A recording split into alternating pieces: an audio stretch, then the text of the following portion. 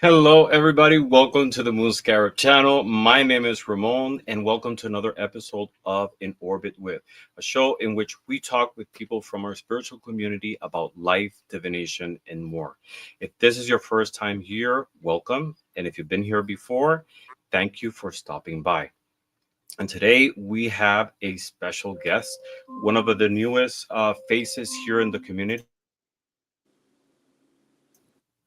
I'm sorry, that was Alexa with an alarm. I told her to shut up. We have one of our newest members in the community, one of the newest faces, and I'm very excited to have today Celina from Essence of the Moon. Welcome, Celina. Hi, thank you for having me. It's a pleasure to be on here with you. Yes, yes, we're all very excited to hear a little bit more about you. You've been on Bobby's channel, you've been on some Mhm. other channels, and we love your energy. And I'm honored to have you here for the second time because 24 hours ago we had an awesome show celebrating Cinco de Mayo called Cinco Mhm. de Tarot, and it was amazing. It was Bobby, you, and I. And Yeah, if you didn't get a chance to watch the show, watch it because it was beautiful. The energy was amazing. The readings, it was a lot of fun. yeah, we And did have a but lot of fun. yes, yes. But today's a different format. We're here to talk about you, to know a little bit more about you, your channel, your spiritual path, your practice, your view on life, divination, etc. So it's all about you today. So welcome. Let's say hi to a few people who stopped by to see you. We have Magus. Hello, Magus. Thank you for stopping by. I sent you a message. Please email me. Sanja, I have Sanja here. Great to see you, Sanja. Welcome. Hello. We have the beautiful Heather. Thank you very much, Heather, for stopping by. It's great to see you. Hi, Heather. We have the beautiful Rochelle from Amethyst Ascension Tarot and Astrology. Hi, Beautiful channel. Rochelle. Yeah, Yeah, she her does have content. a Oh my wonderful God, her channel. content. Lots of VRs that she does. She's like a she just gets a lot of our community together, and I absolutely adore her. She's an inspiration, and that room that she has, oof, I it's a know. dream, Yeah, right? it's like It's, walking into like a fancy tarot shop. It's beautiful. yes, yes, that room is a dream. Oh my I God. know. That's what I want Uh-huh. to eventually get. That's all. Our goal is to have that I room. know. I know. We have Nancy from A Crohn's Intuition. Hi, Hello, Nancy. Nancy. Great to see you. We have Eternal Light. Thank you very Hello. much for being here, Eternal Light. That's a beautiful name. Thank you very much for stopping by. And let's see, who else do we have? We have Alexandra Kormos. Thank you very much, Alexandra. Hello. She's watching us from Austria. Thank you Nice. very Hello. much for tuning in. He's a great supporter of this channel. I appreciate you being here. We have 3 degrees of love divination. Great to see you. Thank you for being Hello. here. 9 Worlds Intuitive Tarot. That's Kristen Louise. Thank you very much, Kristen, for stopping by. It's great to see you. We Hi, have Kristen. Aquarius Tarot Adventures. Great to Carolina, see you. hola. Hi, Carolina. We have 27 people watching right now. Um, Witchy Best Friend. Thank you very much for Hello. being here. Thank Hi, you so Jess. much. We have Faye of the Forest 444. Thank you very much. I And love that she says name. that she loved, yeah, beautiful name. And she says she loves your channel. Who Oh, doesn't? thank you. Mm-hmm. I'm recently been binging on your videos. Debbie's Witchy Vlog. Hello, Debbie. Thank Hi, you so Debbie. much. Thank you so much for being here. Anita K. Hi, Anita. Thank you Hello, very Anita. much for saying hi and for being here. Sky Dancer. Hello, Sky Dancer. Thank you so much for Hi. stopping by. And let's see that I'm caught up with everyone. I think I am. Okay, good. Because now we can talk about you. So, Essence of the Moon. Tell Mm-hmm. us, first of all, let's start with you. Who is Celina? Before we go into the channel, tell us, give us an Wow. introduction of who you are. In a few sentences, how can you resume who you are? I know it's difficult, but Yeah, that's a hard one to just describe myself. I mean, yeah, I'm continuously on this path, on this journey of learning. I don't think you ever stop learning. So I'm a perpetual student, not only in spirituality, but I'm also in college. So I'm working towards my master's. And so I'm doing that. I'm busy with work, the channel, but Celina herself is, I don't know, it's just hard to really pin down exactly who I am without everything else that's around it. I mean, I'm a mom. I have 3 adult boys, well, 4, one's in spirit. I have a fur baby, which you just met earlier. Her name is Darla, and we recently rescued her. Is Darla around for us to see again? She's right here, but she has a lot of medical issues, and we rescued her from ACT Philly. So she was dumped at the shelter, and she has autoimmune disease, mobility issues. Yeah, she was a hard luck case and almost didn't make it. So, but yeah, so now she's with us, and she's my familiar. Her and I had a past life together, and I knew it the moment I saw her. I automatically said, she has these eyes that just are not normal. Like, she has a way of her. She's ridiculously smart. And the first time that I looked at her and she was looking at me, there was this instant connection of, oh my God, I knew you from a past life.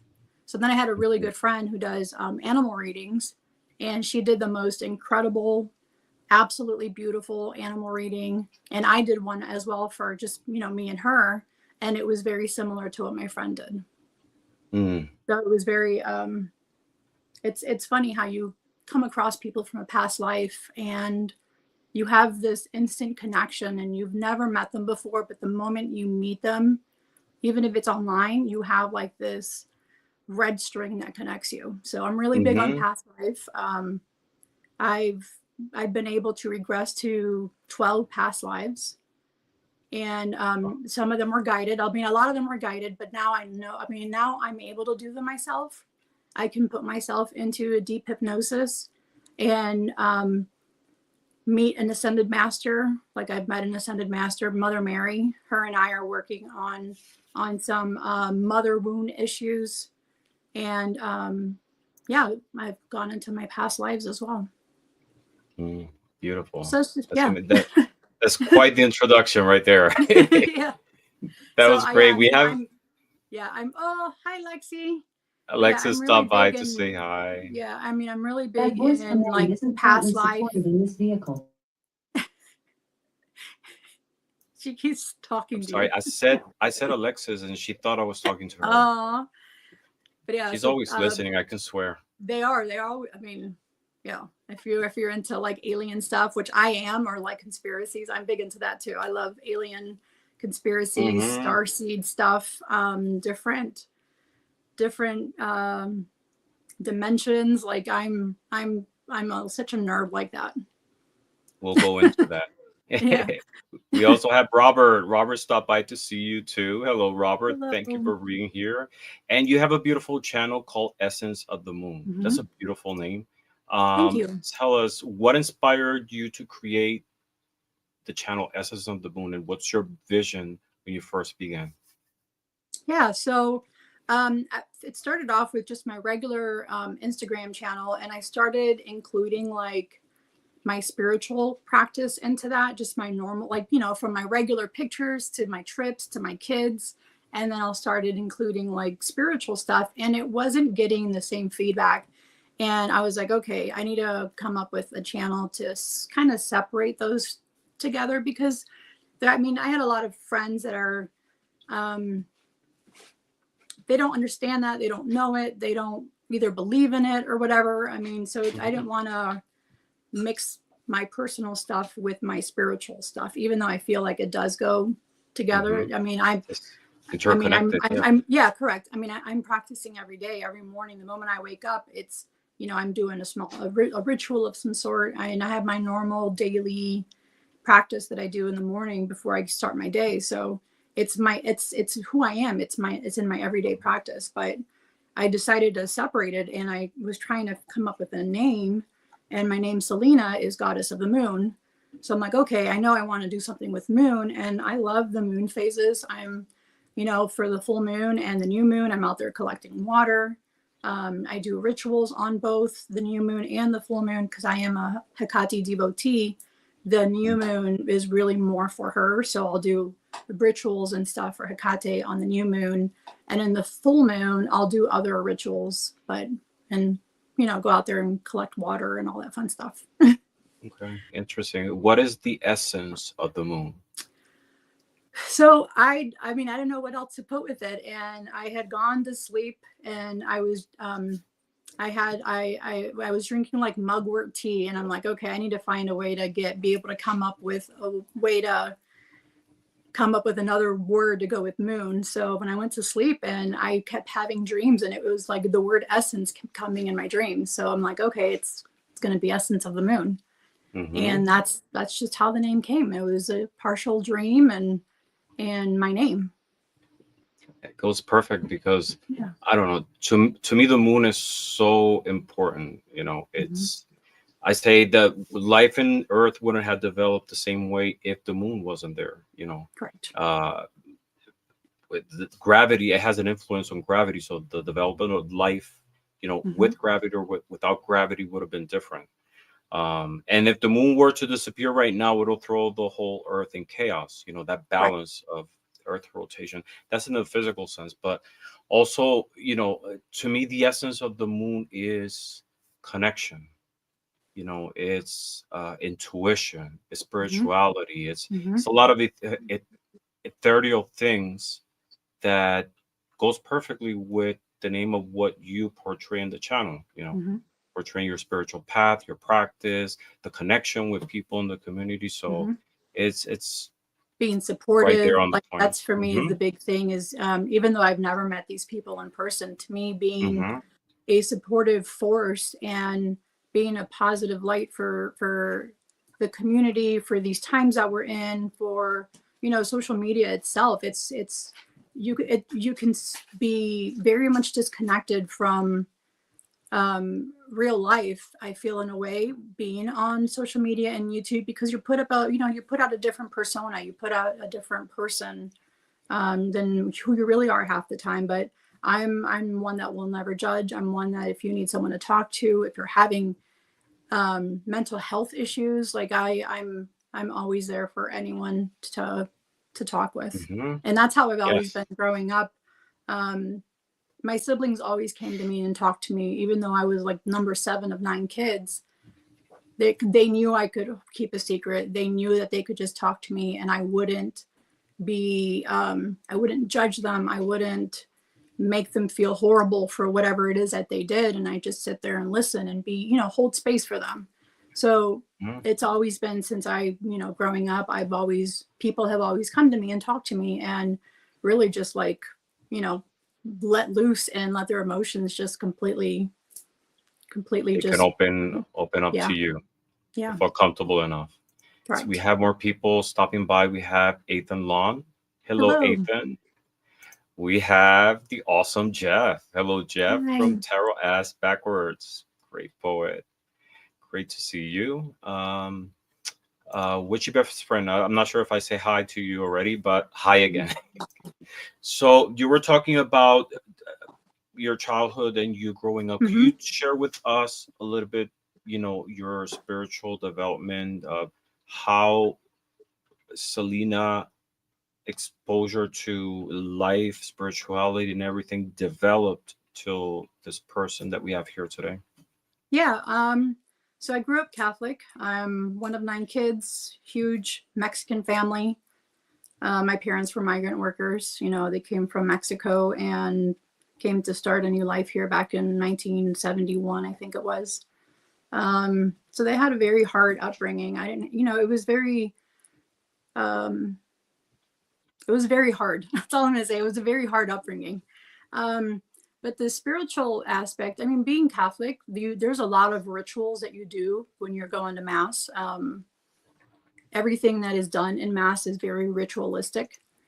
I didn't realize I had abilities until I was like 9 years old, and I started hearing things, seeing things, but I didn't have anyone to talk to. Like, I didn't have anyone, like, I couldn't tell my parents, I couldn't tell my siblings. Like, I didn't know how to tell them that I was seeing things or hearing things that weren't there for them to see, but I could see it, I could smell it, I could taste it. Like, I can taste blood at a battlefield. I can smell, like, you know, I'm always smelling my dad's cologne. I'm smelling my one dog, their fur, the one that passed away about 2.5 years ago. So I know when stuff is around, people are around. Roses, I don't keep any roses in my house. And when I smell roses, to me, it means death, because that's how I put those two together. And when I smell that, there's usually a death that follows right after that. So it was scary, you know, it was very scary. My dad passed away in 93, and I was 11 years old, turning 12 that year. And the moment he walked out of that door, I automatically knew I was never going to see him again. Like, it was just that knowing, you know, it was really tough to see that and know that something bad was going to happen. And not be able to do anything. Right? No. So it's always been like that. I was a young mom. I was a mom at 17 to my first son. And I really didn't pay attention to any of my spiritual aspects because I was busy being a mom. I was still in school. You know, I was still in high school. And even though I graduated with honors in high school with a baby, I was so busy and wrapped up in being a mom, being a wife, because I got married to my child's dad. And my spirituality, I think, was always there, but I never really did like practice anything, did anything until about 8 years ago when I met my husband, and he knew that this stuff was in me. Him and I have had a couple past lives together, and he knew that this was in me, and he was the one that started to, you know, he bought me my Hecate statue. He bought me my first tarot deck. You know, he would buy me like the little witchy box that came with like different kinds of herbs and crystals in it, and, you know, just like stuff like that, and started getting me interested in these things again. And then it was like, from there, it was just like full blown. I was going, and I haven't stopped since. But it was nice to have a supportive husband, where I knew I never would have had that with my previous husband, and it just was not something that they would have ever approved of, you know. So I was like in the broom closet the whole time, like spiritually, for the longest time. And then as I look back, I'm like, there's times where you did stuff for your kids to kind of help them heal faster, or, you know, take care of them. But I always just thought, oh, that's just being a mom. You know, we have that magical ability to heal our kids, you know, without doing magic, but it was always magic. And it just didn't dawn on me until after the fact, when I was thinking about it more, that, you know, you always did magic on your kids as a parent, as a mom. You always wanted to help them and heal them, and, you know, you were always there for them. So it was there, but it didn't really dawn on me that I was still practicing magic then. Yeah, definitely. That's a very beautiful way to put it. It's in reality, because you're trying to manifest healing, health, you know? Yeah. Which at the end, which is what magic is, you know, the intentional manifestation. And you express it in different ways, you know. It could be verbal, it could be through herbs, your touch, teas, you know, like you know, like touch. Not realizing you're doing Reiki on your kid, but your touch alone can help heal them, can help you know, mend a broken heart, can help with their headaches, can help with whatever leg pain they had, or bone pain, or anything like that. You know, realizing that when you put your hand on them and you're praying, which is another form of, you know, there's, you know, some people call it prayers, some people call it manifestations. There's different things, but, you know, you're praying for your child to get better. And I think it was that, being raised Catholic and being so familiar with prayer, that it kind of just went hand in hand with going now into my spirituality. Definitely.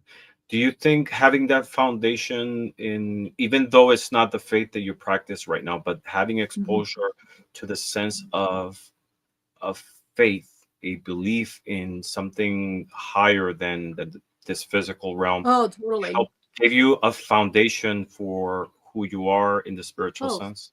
Yeah, definitely, because it kind of gets you in that mindset of the practicing, the rituals, the prayer, the incense, like all of that stuff is so very much what I do now, but it's not in a church. I light incense every single day. I mean, yes, stuff that's safe for my dog, but the prayer is in a different form. The rituals are also in a different form, but it's all that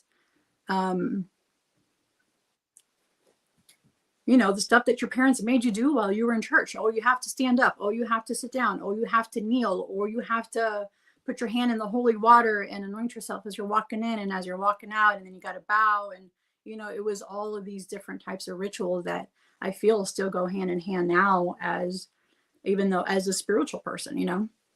Mm-hmm. Yeah, definitely. So I was I was reading the bio on your channel, and you consider yourself a witch, correct? Yes. Yes. Mhm.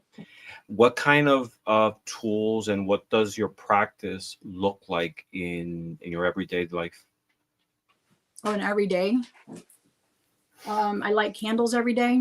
I light incense every day. I pull an oracle or tarot for myself every single day. My brain's constantly running on what am I going to do next? What other oil blend I need to do? Like today I ran out of my oak moss and vanilla, and I'm like, okay, I need to make another oak moss and vanilla spray. I'm also doing a ritual for Heather's cat, for Ziva. So I'm doing like I'm going to do like a 40-day candle thing for her, for Ziva's crossing over. And it's just regular, you know, normal stuff like that. Sorry, my dog's trying to get through. Go ahead, honey. She's going to bed. But it's you know, I mean, I don't even think about it. It's just a normal, you know, I wake up in the morning, I'm putting intention in my coffee. I'm making coffee for my ancestors. I'm making coffee for Hecate. This morning I gave them tequila as well, because I was so excited about last night and how well everything went. And I knew they were there celebrating with us. I'm like, okay, let me give them some new tequila. And, you know, I offered them some new stuff and gave them some candy and the tequila and the coffee. So it's every morning I'm making coffee for them. Every morning I'm talking to them and saying good morning to, you know, everybody that's behind me. It's just a normal, that's my ritual, my morning rituals, you know, coffee. I'm stirring it specifically with intentions. My dog's food, also with intentions. You know, we had surgery recently. I was doing healing work on her. I was doing protection magic on her prior to surgery, and then healing right afterwards. And within an hour of me doing her healing spell, she was wanting to lay on me. She was licking my leg. You know, she wanted me to rub her belly, and she was telling me that she was healthy, that she was thanking me for that ritual that I did for her, because with her condition, it was very difficult for us to get her healthy in the first place and get her all her electrolytes and all her blood work balanced so that she could have the surgery and have it be safe, you know, done safely. So I was already like a nervous wreck prior to that. And then I had to pre-medicate her, but her first day was absolutely horrible. And I'm like, okay, I can't have her not comfortable. So that's when I did an hour-long ritual for her to get her healthy, and an hour after that she was fine. So magic works. Wow, that's really interesting. So you work with oils, you work with herbs, candles. What other forms of divination do you practice with? Pendulum. I do pendulum. I have charms, all the type of oracle and tarot decks. I haven't done like bibliomancy or cartomancy. I haven't done any of those, but I have an obsidian mirror that I also do scrying with. And that's really fun. My husband bought me that for my birthday, I think. He brought me a really big obsidian mirror that I can really just gaze into, and the images you see and stuff you see, it's pretty incredible. Yeah. It is amazing. It's beautiful that your husband supports you in that. And I'm pretty sure that makes the practice even richer. Even it makes it like you feel free. There's no constraints of judgment or that weird energy around that. Some of us feel, when we practice divination, our partners don't practice or don't understand or not interested. Sometimes it could feel awkward when you're in the middle of your practice and the person steps into the room. Well, he's also a Freemason, so he's very familiar with rituals, and he's very, I think the fact that he is a Freemason kind of made it easier for him to understand my path. When we got married in Salem, Massachusetts. And that night we had a tour by a local witch, and she's Mexican. So it was even funnier because I've never would have imagined seeing a Mexican in Salem, but that's beside the point. As she's approaching me, because my husband paid for a private tour, usually it's done like in a group. And he's like, no, he's like, I want a private tour. So he paid like, a lot of money for us to have our own private tour. And as she's approaching and she looks at me and she's like, welcome back. And I'm like, I've never been here. This is my first time here. And she goes, well, in this life, she goes, but you definitely have been here.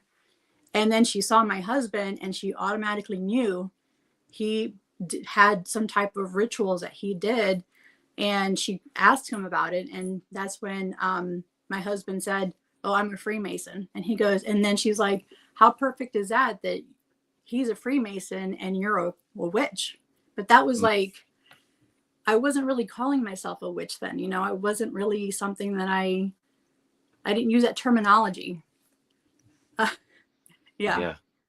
So I mean, I didn't use that terminology before. I was just like, I didn't put a label on myself. And I know like right now there's this whole thing with, labeling yourself. And I only label myself as a witch. I don't label myself as a moon witch or a green witch or any of that other stuff. I'm just, because I practice so many different things that I don't want to put myself in a box, except for just that. I'm, that's a whole blanket term of just being a witch. Or a bruja, same thing. Yeah. Yeah. We have some more people that popped in. We have, let's see. We have underneath the veil, yes, that's my really good friend, and I'm hoping we're gonna get her on the show with us, Ramon. She just subscribed to your channel, and she said she loves your music, and she says you're a very poetic person. But her channel, she has about, I don't know, maybe 4,000 Yadira. And she's a Mexican, and her stuff is very big on protective magic. Her channel is very, it's a great channel, absolutely great channel. And I'm hoping we can get her on the show with us because she's someone that could really help the community. So yeah, she's about 4,000 people maybe. I buy a lot of her stuff, and like, I just subscribed. Okay. Yeah. like so this is like her black salt. This stuff is potent. Like I opened it up and I smelled it, and it was like cleared my sinuses right away. But you can feel the energy in her stuff. Like her and I were discussing transmutation, and she was, we're talking return to sender, and I'm like, why not just transmute that energy into something that's going to benefit you, that's going to be a positive for you, instead of return to sender. If you return to sender, it's like throwing a ball and having it hit the wall. It's going to come right back at you. So you don't want that energy coming right back at you, because you're going to be throwing it back and forth. So you have to learn to grab that negative energy, harness it, transmute that into a positive for you. So she came up with this this oil that I use every single day, and I make myself as well. Where is it at? I just had it. I just put it on. Yeah, there's a transmutation oil that I sent to Ange, because she's always, when she was doing the lives, I sent to Ange. I sent one to Rochelle's sister. But it's to anyone that's going to send you some negative energy, then it's going to help you in return. It's going to bring you better luck. Like if someone's wishing for you to have bad luck with your business and they're sending you that negative energy, once it hits you and you're transmuting that, it's going to do the complete opposite of what they're wanting. So it's going to transmute it into positive energy, into good luck for you instead of bad luck, like all of that it stuff. Filters it like a filter. You get dirty water, and the filter, Correct. at the other end gives you clean water. It's still Correct. water, but transformed. Correct. So she came up with an oil. Yeah, I'll send. Oh, my sister's here. Celia's here. Celia, say hi. Yes, I was gonna say. Thank you, Heather, for sharing the link for Underneath the Veil Marigold. Please follow her. I just follow, and I'm looking forward to binge on her channel as well. Hello, Celia. Thank you for being here. Yeah, she's here again. Thank you. Divine Timing is here. Maple Grove is here as well. Thank you very much. Yeah, so going back, you were talking about like all these spiritual gifts that you recognize from an early age that you possess, that you had. Do you believe that spiritual gifts, maybe like in your case, are inherited? We choose and develop them, both? What's your view on it? Oh, definitely. I feel like it's a combination of not only that's ancestral. Okay, let me retract a little bit. Everyone has abilities. Everyone has an ability of some sort. It's depending how strong it is, or if you are working towards strengthening. It's like a muscle. You have to strengthen that muscle. If you don't strengthen it, you don't have that muscle. You don't have the ability. Everybody is born with it. It's up to you to strengthen that. But I also feel like there's ancestral stuff that happens. I also feel that there's past life stuff that happens. In 11 of those past lives, they were all witches. They were all spiritual people, great with herbs. And I feel like when I regress into those past lives, and then I continue to meditate on those past lives, the energy is the information is like coming back to me. Like I'll start doing a ritual and I'll pull out, I'm like, well, let me just pull out these herbs, I mean, I have a big apothecary. I'm like, I'm going to pull out all these herbs and, I'm like, well, let me see if they work together. I'll actually pull them up in a book and look them up. And I'm like, oh, surprisingly they do. And it's like how I'm not like well-versed now with my herbs and I kind of have a feeling on them, but I feel like it's all this stuff that's just coming back to me. Like I didn't go to have someone help and train me or any of that stuff. I just started doing it on my own. Like I didn't have anyone to talk to about this. I didn't have anyone to help me with it. I figured it out on my own. You said 11 past lives? I've done 12. 11 are of women who were spiritual. Like the one I did pass through Salem, when Salem, like right during the Salem witch hunt, and I did pass away about a year after that. I was unalived. I was hung for being a witch, and I actually saw my death. I actually my teacher. You want to share with us the details? Yeah, definitely. So I was in that life. As much detail as you want to share, please. Yeah, in that life, I was born in New York. I was born in a farm, and in that life, when I was younger, my father had passed away, so it was just my mom.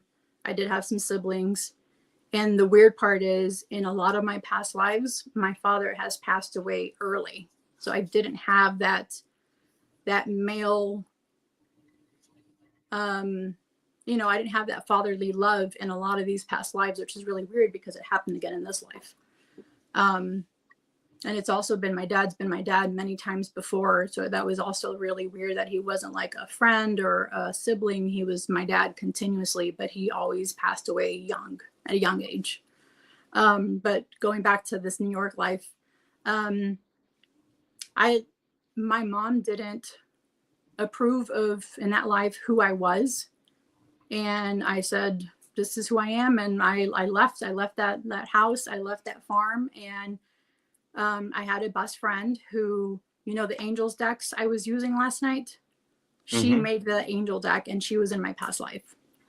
So her and I have this really incredible connection. She was my best friend in that past life. We made our way through Salem. Right outside of Salem is where I met my teacher, who was a male teacher, who's actually my husband now. So when I went and through this regression, when I looked at his face, it was very similar to my husband's, which was really weird. When I was jailed in Salem prior to being hung, I looked up at the jailer and it was my ex-husband. So it was a really weird feeling, like a really because I had a really bad, horrible divorce. And I was very sick in that marriage. Like the whole time I was very sick, and it was all stress induced and mental abuse and all that stuff that came with that marriage. So it was weird to see him in that past life and how he was still, sorry, my dog's drinking water, and how he was still, you know, in a past life of mine. But when I was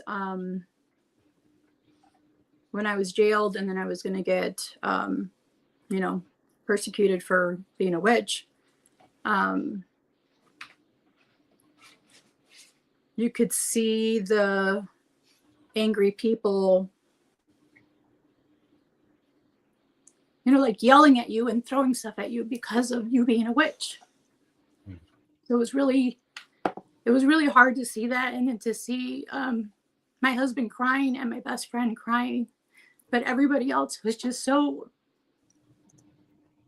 like, everybody else was just very mad and had that angry mob face, you know, to them. And it was very traumatizing. But I do have a lot of throat chakra blockage that I'm working through because of these past lives where I did have damage to my throat chakra and not being to be open about who I was and my practice. And I feel like now it's healing because I decided to come on YouTube and just tell the whole world this is who I am and not be afraid of the same thing happening to me again, you know, like it's healing those past wounds, coming onto YouTube and being very open and public about it, and not being afraid anymore that something's going to happen to you. Like just being truthful about who you are, and people like it, they like it. If they don't, you can keep scrolling and go look at a different channel. You know, it doesn't matter because I'm not afraid anymore. Yeah, people are empathizing with your experience. What do you think was the anger of the crowd that were attacking you? To them, it was they were taught to fear people that were spiritual. They were taught to fear and dislike anyone that was different from them. You know, I was different from them. I you know, I danced to the beat of my own drum. I didn't, you know, I wasn't married, and I should have been married. I was in my late 30s. I should have been, but I refused to get married. I didn't have any kids. You know, I didn't have a romantic relationship with my teacher, who's now my husband. And I refuse to be put in that category of, oh, you're supposed to look like this. You're supposed to cover your head. You're supposed to obey your husband. You're supposed to be at home and bearing children. Like, I refused to do all of that back then. So they saw me as, oh, she's definitely a witch because she's not doing that. And the devil's talking to her, and the devil's telling her what to do, what not to do. So they put you in this little umbrella, and they automatically said that I was working with the devil when all I did was I loved herbs, and I was in nature, and I loved animals, and I would heal people, so it was different than what they saw me as. I wasn't that person, but they still were afraid of me, as they have been in all my other past lives. They were afraid of me.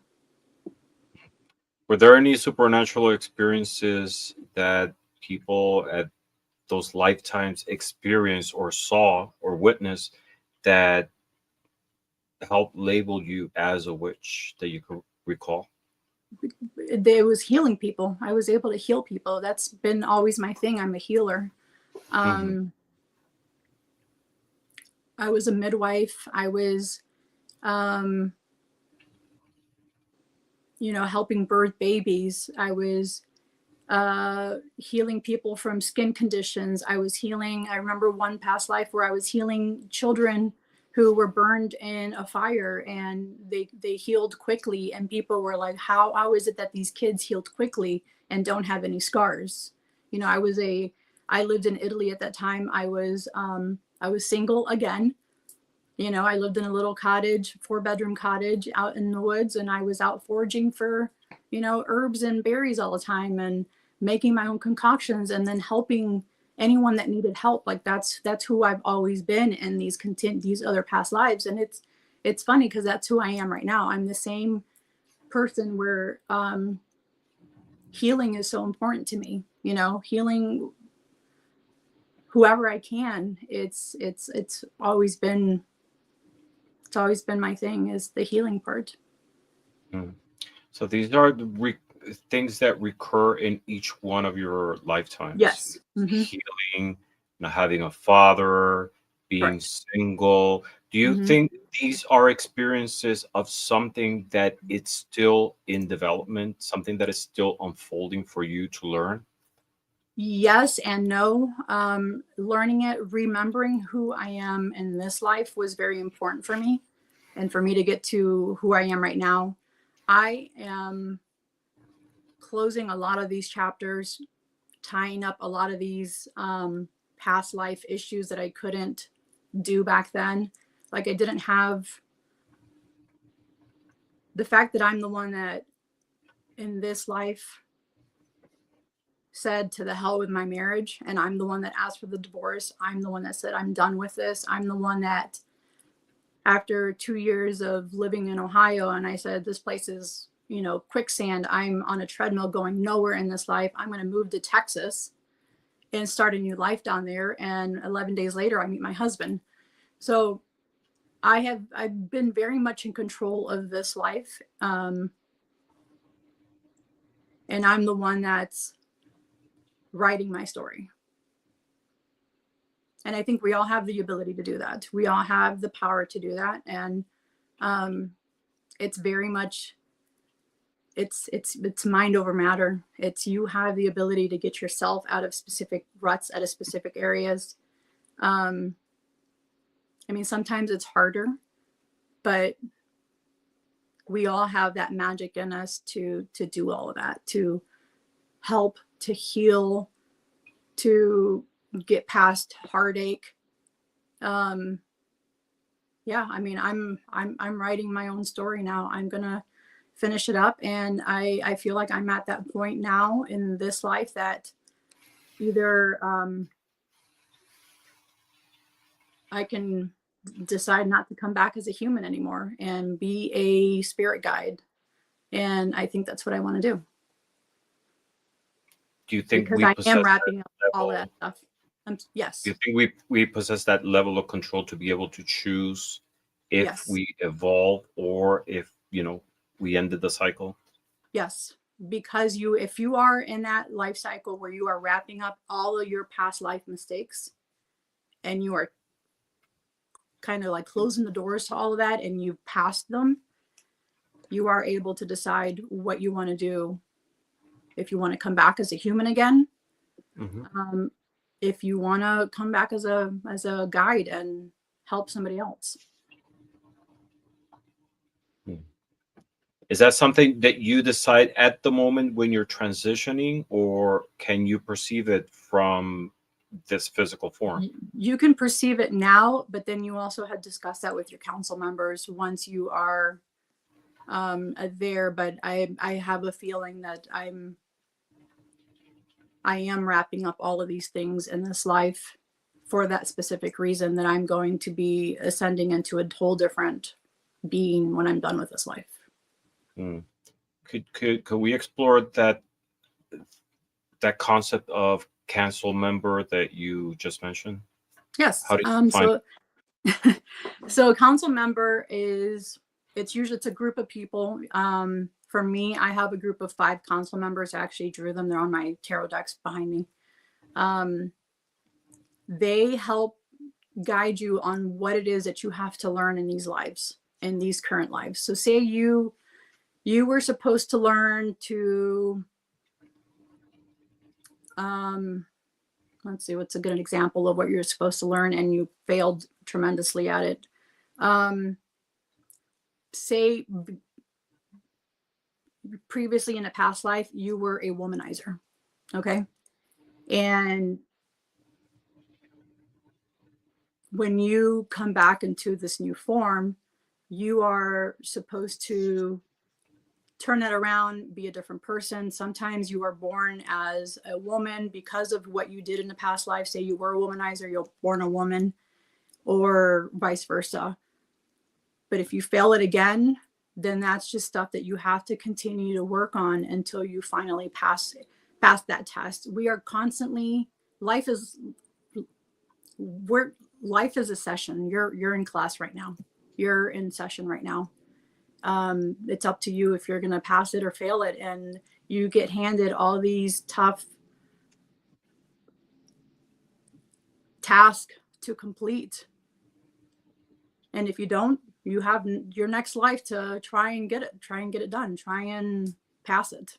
Until you pass it, you're going to keep coming back. So what you're saying is like the consequence of how you're manifested in your next life is a consequence from your actions in the past. Yes. Do you think there's also the possibility that once you close one life experience, you get to the point that you actively choose to embody that thing that you failed at, or that you weren't able to, that you weren't good at, to be able to learn the experience? And I feel like there's so many lessons that we are getting, that we're constantly put through. I mean, like I just said, life is, you're in session. You're in session as we speak. You're constantly learning. You should be constantly learning. You should be constantly evolving. And that, I feel, it's going to get you, it's like playing video games. The moment you pass that one level, you're going to jump up to the next level, and then you're going to have different types of abilities in that level. You're going to have more power. You're going to have more, the thing I just pictured was Mario Brothers. You can fly, you can, you have more lives, you're bigger, stuff like that. So you're more powerful. And I feel like that's what you're constantly doing, is getting through those levels. If you don't pass that level, you're going to go back to that same one. You're going to have to repeat that same storyline again, similarly, to get to that, to be able to pass and get on to the next one. Very interesting. So going into your witch practice, do you work with light and darkness? Do you work only with light? Do you explain us a little bit more of both? Yeah. There's a little moth that came in here with my door open. I work with both. You need that balance. And I know some people are like, oh, it's only should be light, blah, blah. It's fine and dandy for you. I'm not going to judge you for that. If you're Wicca, if you're only love and light, that's completely fine. It's, you can do whatever you want to do. You need that balance.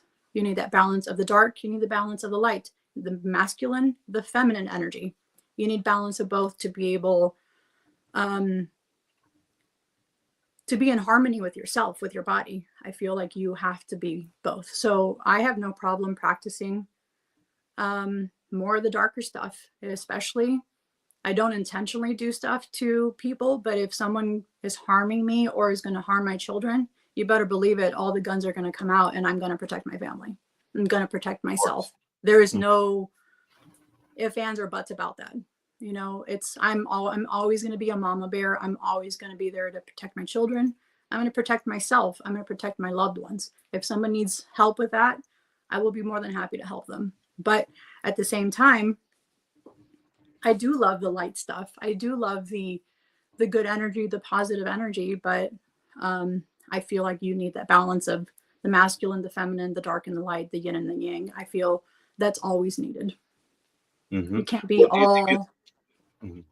Sorry, go ahead. No, go ahead. I'm sorry. I mean, it was like, you can't be all feminine. You can't be all masculine. You know, you can't be all sun and all moon. You need both, like the earth does. The earth needs both the sun and the moon to be able to function properly. You can't have all sun because we're going to die. You have all moon, it's the same thing. So you always have to have both. And I strive for both, but I have no problem doing, positive love and light stuff, but I also have no problem doing protection, doing banishing, like any of that stuff. Like my friend Yadira, her and I, we always talk that stuff. Like, I mean, we talk every day and we're talking, stuff like that. She just came out with a new video and she's doing like shadow work and she's sending me stuff to do. She sent me stuff to do shadow work as well, because you need to get down to that darker aspect of yourself that needs to come out, that needs to be shown. And there's, you constantly have to work on yourself. I feel, for me, I'm always working on myself. I'm always doing self-love rituals, which is what you saw me getting all emotional and stuff. Like, I'm doing healing work, I'm doing self-love, because as a woman, as a mom, as being Mexican, my mom never taught us to love ourselves, to take care of ourselves like that in a more personal level. Like I never learned that. It was always give to everybody else. And then your cup is empty and you're like, there was nothing for you.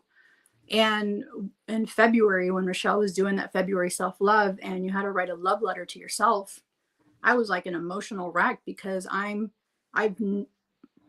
was never able to show myself that kind of love, So after that, I'm doing monthly rituals to help me get past that. To when I look in the mirror, I'm learning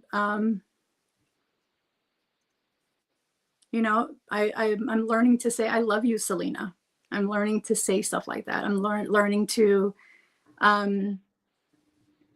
be okay that I have stretch marks, be okay that, I birthed 3 kids and my body's not the same, and there's a lot of internal conflict that was happening, and I'm working through to love myself, to not just me in this life. Like when I did my letter, I did a love letter to all of the women in my past lives who struggled and suffered because they didn't have anyone to tell them it was okay to love yourself. It's okay to, to have some type of vanity for yourself. It's okay to do that.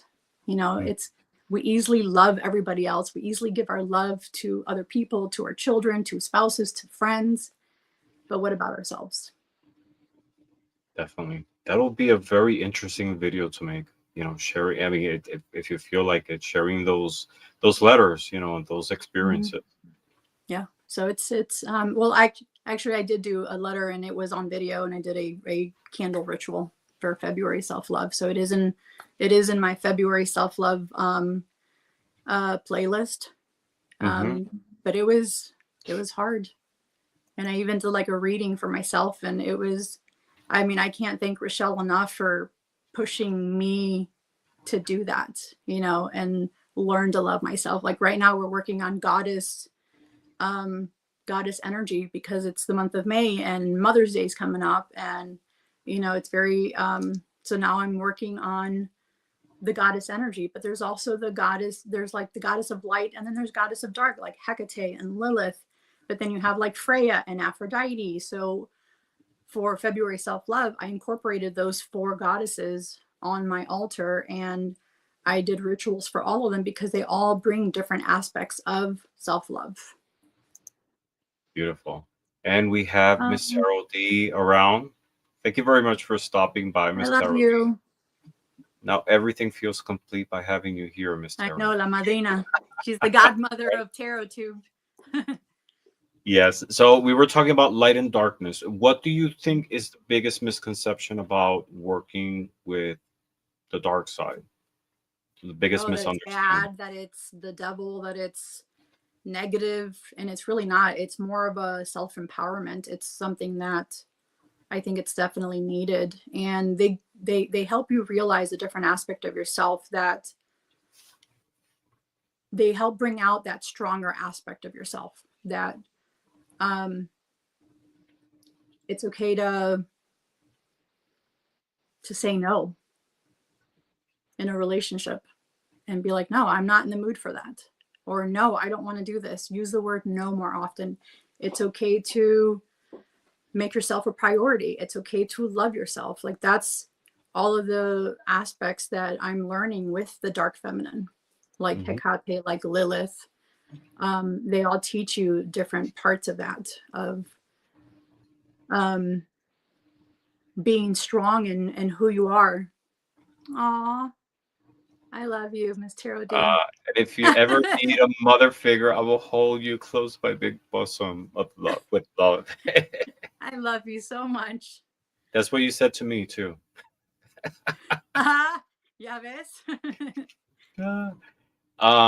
So what do you believe are the ethical responsibilities of a witch, especially when casting for others? So I will never, I mean, there's this I feel like it's very similar to your tarot ethics, not doing love readings, and not do like 3rd person love readings specifically. I don't do love spells. I think everyone is entitled to their own free will, and I don't want to interfere with that, and I will never interfere with that. I will protection magic. I am very particular on who I will help with that, because I'm not just going to help Joe, the neighbor, because I really don't know what's happening. I don't really know the story. If it's for a family member and I know the story and I know they're being honest and truthful because I know what's going on, I will help them. But I don't help just anybody for the darker aspect. Any of the light aspect, yes, I will definitely help. Like, you know, Heather asked me to help her with Ziva, and I did a previous ritual for her healing or for her health. And now I'm doing a crossing over one for 40 days for her. That is the light aspect. I will gladly do any of that stuff, but any of the darker stuff, I will not do for anyone. And not just anyone. It's either like family, or I know what's the real situation. I don't believe in it's going to come back to me. I protect myself. I don't believe in any of that stuff. I'm not Wiccan, so I don't. Well said. So we're at 1 hour. Are you okay to continue chatting a little bit more? Yeah, definitely. All right. So you were talking a little bit about some of your spiritual guides, some of the figures that work with, like Bobby. You work also with Hecate. Yeah. I have to confess, I don't know much about Hecate. Do you want to share with us who is she, what she does, what she represents in life? Anything that you want to share? I have the Hecate Oracle, but I have to say that I haven't delved enough in the topic to be able to be educated in it. So please tell us a little bit more about her. Yeah, definitely. So she has a lot of animals specifically that are like the hounds are big with her, the snakes. The transformation, like the part of the snakes with the transformation that they go through when they're shedding their skin. She helps you. She's almost like a tower card moment for you. She will break you down because she knows that you can be better. She knows that you can do better. So she is definitely that Tower moment card. And I've seen that many times. She also is the goddess of witchcraft. She's a goddess of necromancy. She's a goddess of crossroads. So anytime you don't know what to sit, what roads to take, what path to take, she will definitely guide you and help you with that. She's also one to help with the underworld. She helped Persephone. She's a darker aspect, but I don't see her as the darker aspect. I kind of see her as, I mean, she's kind of like both for me. She's not, I've never been afraid of her. But I've never asked her for anything. I've always offered stuff to her. I haven't asked her for anything. Anything that she's given me to help me, she did it on her own and was, I knew she was there giving it to me. But I've never asked her for anything in ritual or anything like that. But she's very, she helps empower you and in your practice. She is the goddess of witchcraft. And, the underworld and the transforming who you are and your path, your lights, like she's there for all of that. To me, I see her as the goddess of all. She's for me, she's the main goddess of everything because she does so much, and she's a big blanket of, she helps a lot of people. Helps you in a lot of ways. Interesting. Have you ever created any divination tool that you use in your practice? Any type of magical tool? No, I'm not like that special like Bill. Bill does all those, fun, he does all the fun stuff. No, I've not done anything like that was like specifically different. I think Bill does, his brain works in a different way, and I admire him for that. But he's, I haven't come up with how he has like his crosswords, like his off tickets, I don't know how he does it. I have a copy of one. Yeah, yes, I'm still waiting for mine to come through, because he said he's going to send me one, and I don't know if I haven't gotten one. Oh, he's in this chat here, Bill. Yes, he's in the chat. Yes, I saw him, and I was going to highlight him. Hello, Bill. Great to see you. Yeah. Sorry that we put I'm you going on to be with him on Friday night. Oh, we're just going to be chatting. Yeah, just coloring chatting. One of the cards. No, he just said we're just going to be chatting. Like he wants to talk with me, like we're doing now, I guess. Oh, that's awesome. That's awesome. At 11 p.m. on Eastern time. Yes. He says he's working on my deck. Oh, thank you, Bill. Good. Yeah. But no, I've never made anything like that. I've always, I think when I was doing divination before, it wasn't using anything. I didn't have tarot decks. I didn't start doing tarot decks until maybe 6 years ago. That's when I first, I didn't use them. I would, tarot decks. Yeah, I didn't use any type of divination, anything, now I use them, but back then I didn't. A lot of it was just very prophetic dreams, stuff like that. The instant knowing that something was going to happen, that's where I got my stuff from. Or do you incorporate? Yeah, go ahead. Or recently, I'm not going to say who the person was, but they wanted a reading, and they called me, and I'm pulling cards, and I pulled it was the queen of, it was on the biblical tarot. It was the queen of something on there. I don't remember what it was, but it was her talking to someone. There was a male in that picture. And I looked at it and I'm like, are you talking to someone? And she starts laughing. And I'm like, okay. She didn't, say yes or no right away, but she's laughing. So I'm reading the cards. And then I pulled out another card and I saw it was an oracle deck, and I saw angels. And I'm like, what's with this angel on here? Oh, that's his name. So it's just stuff like that was happening. It was, and then she said, yes, I am talking to someone. It's been a week. I want to know what's going to happen, if it's anything's going to happen. And his name's Angel. So even though those cards meant absolutely nothing, like they did not go with the reading per se. It was the images, and it was my intuition that was coming through and saying, okay, even though this card means something completely different, I'm seeing two people on there, and I'm instantly seeing, who are you talking to? Mm-hmm. Yeah, you know, or this angel. And I felt the need to say out loud, what's with this angel? And then that when that person's like, oh, that's their name. Mm-hmm.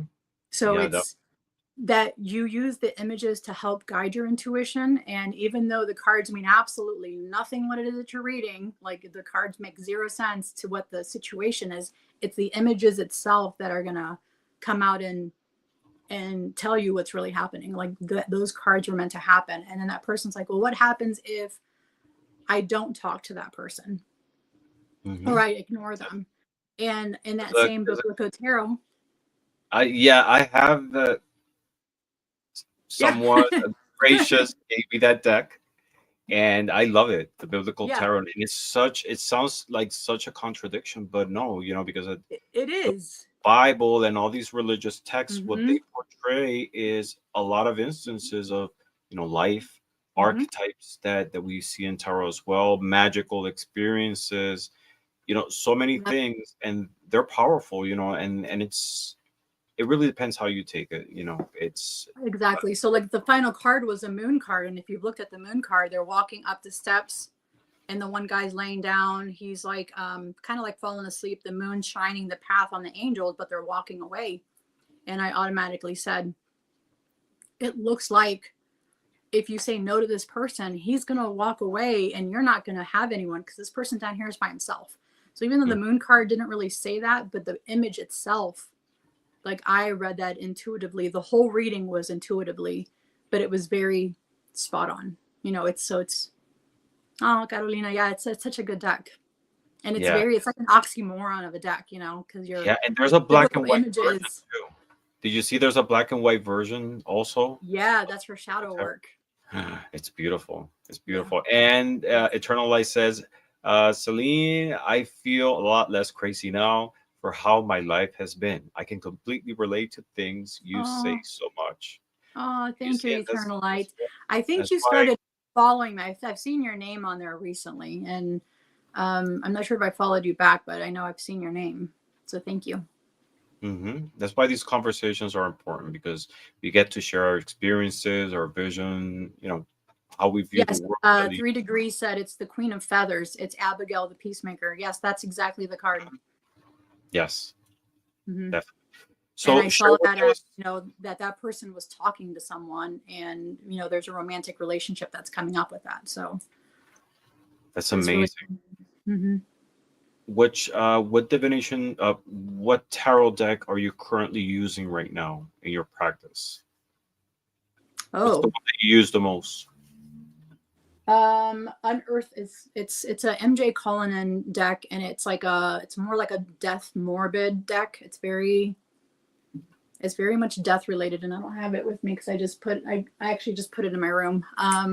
It's Unearthly Tarot or something like that. It's one of her, like, you can't buy it anywhere except on her website, and then it's only when she releases it that you can buy it.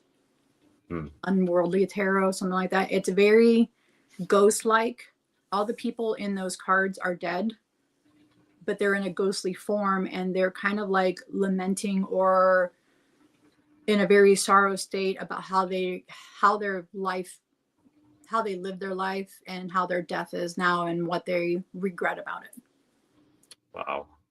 Because reading that deck, reading that deck, it really pulls in not only your ancestral part of it, because it's about death, but it also brings up, to me, that's a really good past life deck. Like, I was doing a reading with, live reading with Bobby, and the image I saw was of a little boy who had passed away. And I automatically saw that as a past life of their past life. And then Bobby, I'll have to, let me go grab that. I'll be right back.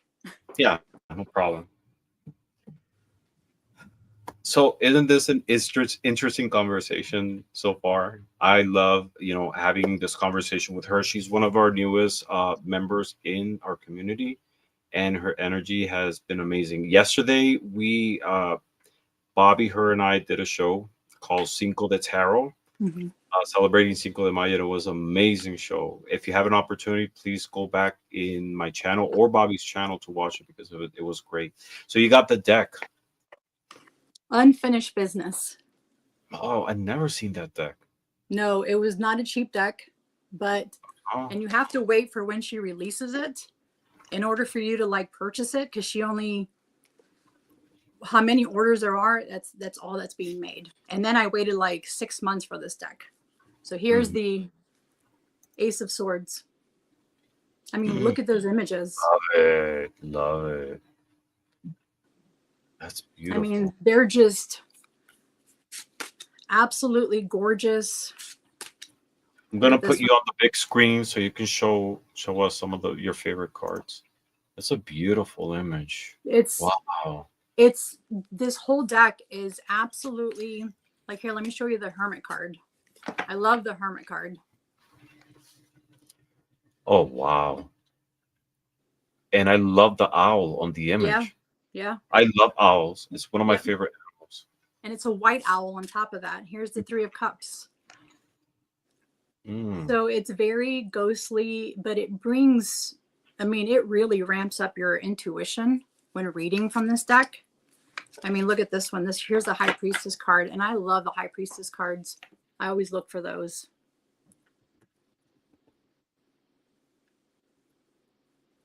But yeah, it's such a wonderful, wonderful deck. I love these images, so I really use this one a lot. And I also use the Galactic Tarot a lot. So it's a very alien based. And I do love alien. Like here's the Ace of Pentacles is really pretty. That's beautiful. Yeah, here's the Death card. I mean, look at the Death card. Beautiful. Yeah, I mean, these are just such hashtags made me do it. I know, but then you have to wait for it for such a long time in order to be, you know, it's. And then she has an extra deck in here, and this is a Valdez card, and this person is kind of like the storyteller. Beautiful. I love the artwork. Oh, I absolutely love her work. I think her work is absolutely incredible and beautiful, and she really does make beautiful decks. Here's the Ace of Cups. And I love just the death aspect of it. I think death is beautiful. That's beautiful. You know? Yeah. I need that deck. It's such a beautiful deck. And it's her cards are really like they're like that matte smooth finish, and they shuffle so well, and they they feel so good in your hands, you know. So it's a really, really beautiful deck. Beautiful. And hey, Tom. Tom is here. Great to see you. You haven't missed the show. You can always go back and watch it. It's awesome. Celina, let's go a little bit deeper into other topics. Sure. Do you believe in alternate universes? Oh, totally. Yeah. Explore that. So share your vision on it. And I'm going to kind of go back with the past life stuff, where you could be living multiple lives at the same. Oh, yeah. My husband's a Freemason, and we have like in the background. Yeah, he's up there, as you can see right there. I see. And you have a Katrina. It's huge. I do. Yeah. See. Yeah, beautiful. And I got some tequila. That's for. I love their tequila. One of my rooms looks like that. It has like a lot of skeleton skulls, but you know, Mexican Katrina, Day of the Dead theme. Yep, that's their stuff. Beautiful. Here's for my guides. Back there. That's my guides. That's their altar set. Beautiful. Stuff that I drew of them, but yeah, that's my. Oh, you have the book of ancestors from Claire. I do, and the Seance book from Claire. I have it too. Love her stuff. I have all of her decks. I have all of her decks. The oracles, like everything. I'm such a fan. Tequila right there.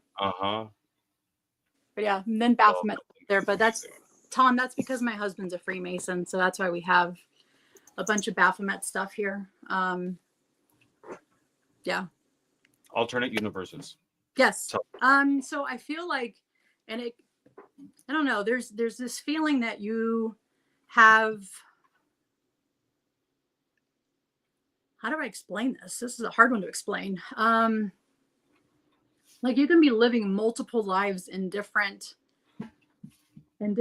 universes, different area, like different dimensions, different alternate universe. Like you can, and I feel like it kind of goes back to like a past life thing. Like you could be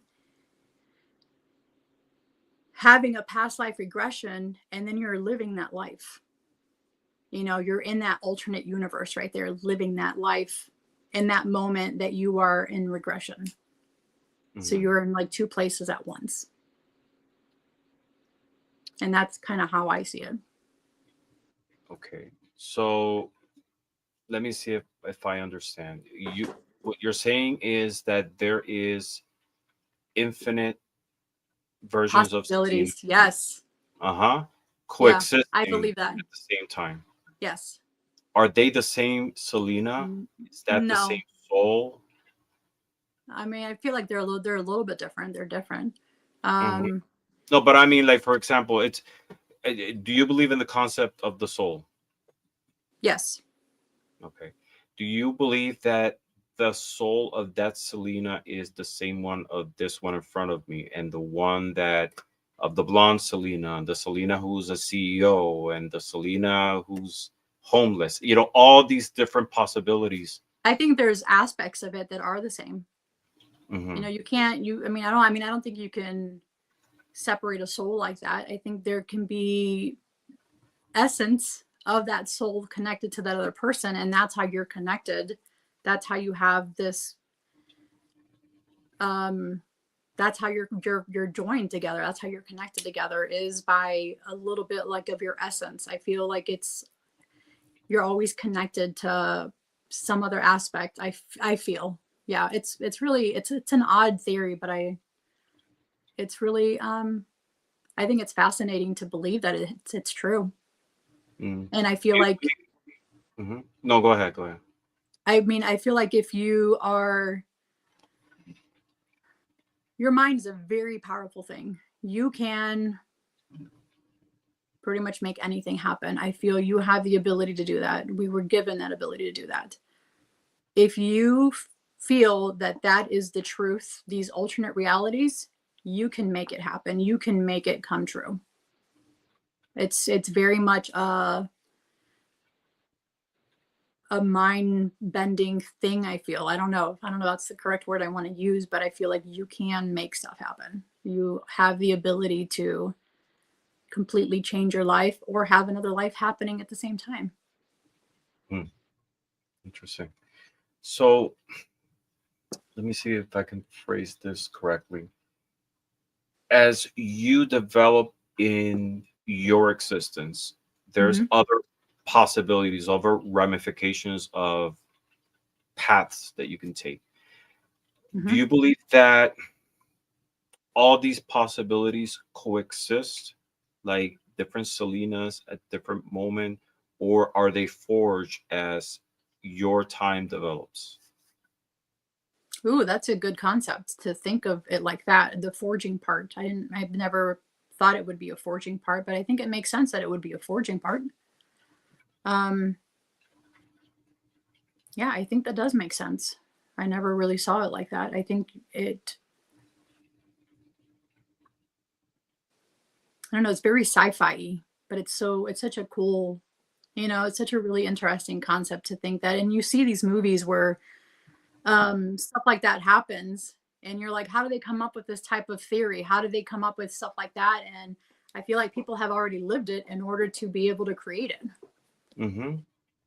Yeah, definitely. Do you think we're able to connect with those other versions of ourselves? Intentional or unintentional? Yeah, I think so. If there's a connection there, I think you are able to mentally tap into what's happening with them. If you're strong enough to do so, mentally tap in and and get these messages. Yeah, totally. I mean, it's no different than doing, I feel, long distance Reiki healing. You're tapping into that person, even though they can be 100, 200 miles away, and you're tapping into that person's energy field and getting messages. So I feel like it's continuous energy work. And I believe we do. I believe we do intentional, but more than anything, unintentional. That's where intuition comes from, I believe. And then the unintentional part, like astral traveling. Have you done astral traveling, or do you believe in that, or do you do any of that stuff? I do believe it. Yeah, I do believe in it. Okay, so I have been unintentionally astral traveling. And when you unintentionally astral travel, when you're trying to connect back into your body, you kind of go through that sleep paralysis where your body hasn't really connected to your soul yet. But when I unintentionally do it, I come back like battled, like bruised up, like I went through a battle, because I don't have control over my body, and I'm not purposely astral traveling. I'm unintentionally doing it. So I feel like it's the same way with the whole dimension part, because you can astral travel to different areas, different dimensions. And I don't know what the heck I'm doing when I'm coming back all bruised up, because I've definitely been traveling, because I don't connect to my body right away.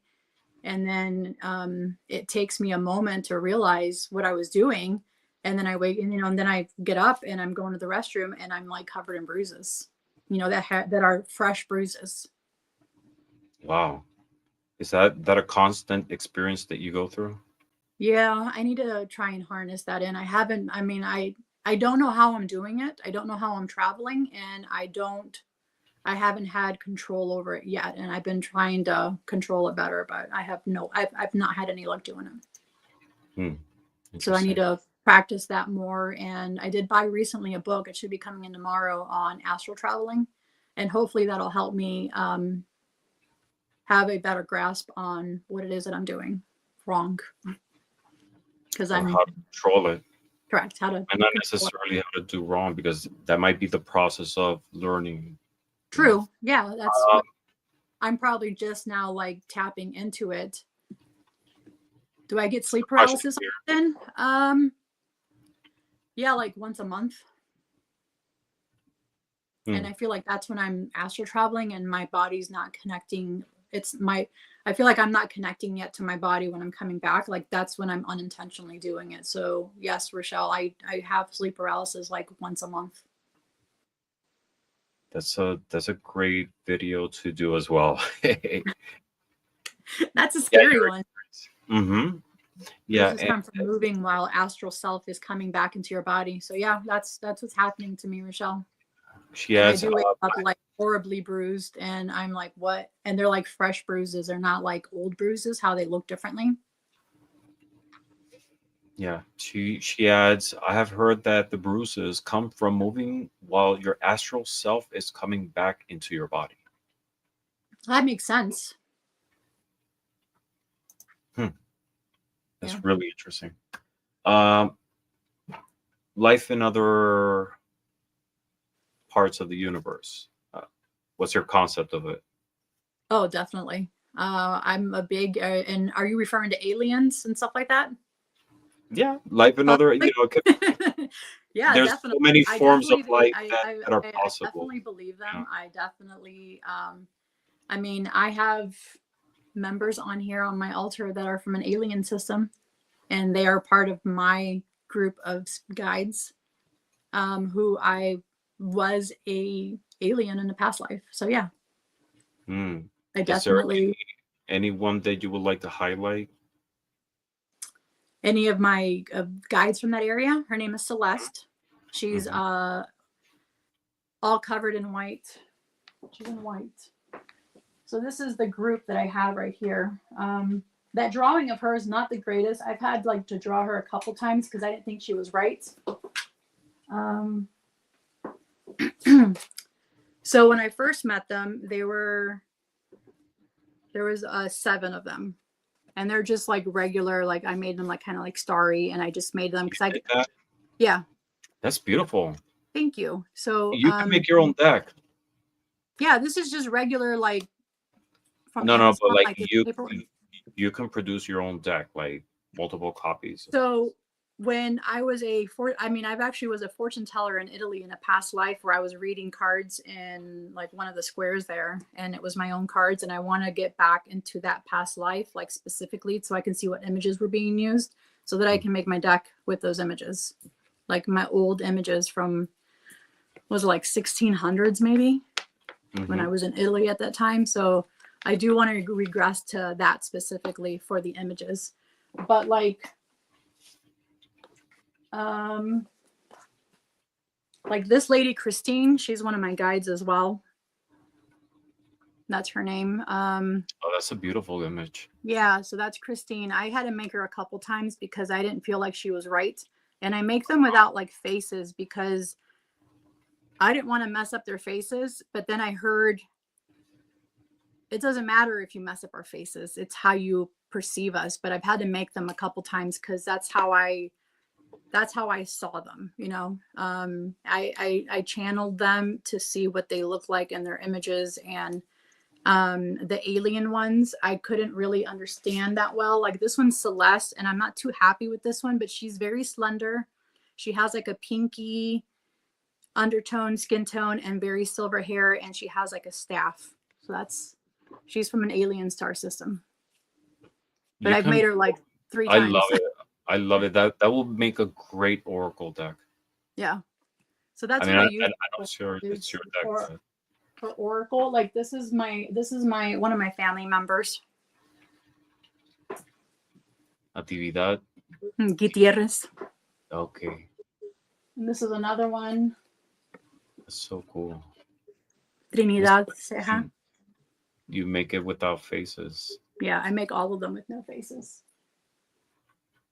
This is my uncle. He has like crazy. The pictures I remember him seeing him as, he had crazy hair and he had an alligator. So I just made his crazy hair like that. The shirt that I remember seeing him in was like a striped shirt, and he had like an alligator with him. That's beautiful. That so this is how I like try and connect with them. Even though I don't have their pictures, I like to, like, especially like my guides and my council members and my alien starseed family. It takes me days to make one card. I probably mess it up like 4 times, and then until I feel like it's right. Like this one, there's Celeste. I feel like I need to make again because I'm not happy with her outfit. Yeah, and I'll remake it again. So yeah. Saying they love your cars. So does Heather, and you know your deck. Definitely, you're talented. That you should publish your own deck. Definitely. And you were saying you haven't made your own tools. So what's that? That is a tool. Like, hello. I know. And it's a beautiful one. That until you said that.